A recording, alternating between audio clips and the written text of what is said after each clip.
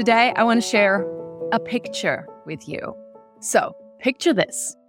A beautiful rooftop apartment. The doorbell rings and people rush in with bags and furnitures. They're setting up this display in this grand sunlit room, and in walks a woman in a bathrobe. She takes a glass of champagne. She sits down. Her hair is being curled, makeup applied, while another woman shows her various outfits, choosing a dress, and then being whisked away in a limousine. That sounds like a scene from a movie, doesn't it? But that was my reality 12 years ago. Invited to a red carpet event, I thought I couldn't be happier.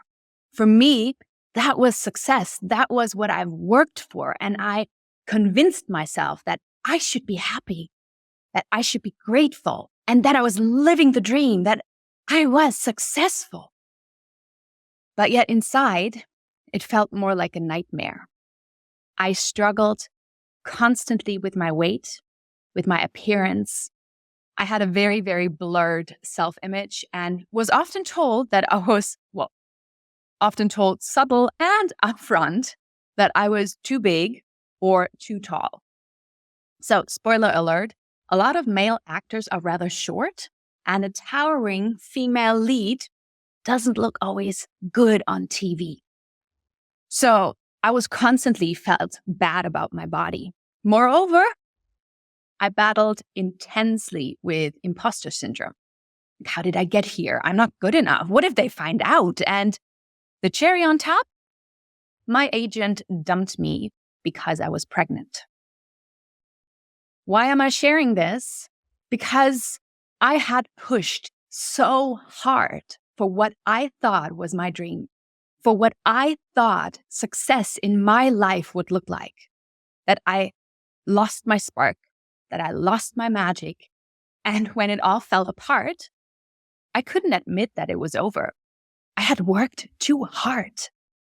I didn't want to face how devastated I was. I didn't want to feel, because in my mind, I hadn't failed. I never gave up. When I start something, I see it through. But at what cost?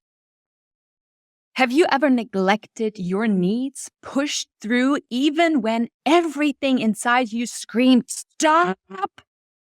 Have you held on to something not good for you because admitting failure seemed worse? Have you ever bowed to society's standards of success, even though it just didn't feel right? What I didn't know at that time is this: you can't fail. Failure does not exist, not in a personal life and not in business. Everything is a learning.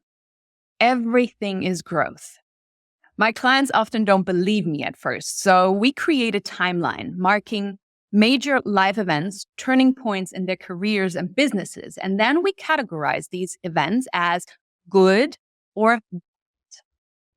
Many monumental events feel like setbacks, like you're stuck or failing, but let's view these moments as a bow and arrow. You don't shoot an arrow like you throw a dart. You take the bow and you pull it back. And the further you pull, the faster and the further your arrow flies. And you also need to direct the arrow. You need to figure out where you want to go, what success truly and authentically means to you, and aim for that. Not for other people's expectations, not for what looks good, but for something that truly makes your heart jump and your eyes shine. Aim for that. Pull back the arrow and shoot. Remember this the next time you feel like you're moving backwards. I said earlier that I battled intensely with imposter syndrome, and that is a tricky beast. It whispers doubts and fears and it feeds into our insecurities. Self-compassion is a powerful tool against imposter syndrome. So be kind to yourself. You are enough just the way you are, and that is your superpower. And that is what I'm going to be talking at the Thrive Summit in March. I'll be speaking on the missing link to success, how to claim your superpowers to realize your magic, because you have more than one superpower.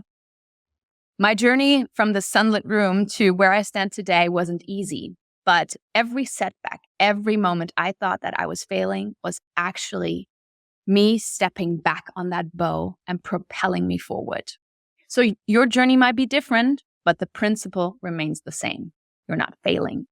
You're being pulled back to be launched into something greater. So trust your journey, trust yourself. You are capable of incredible things. Thank you.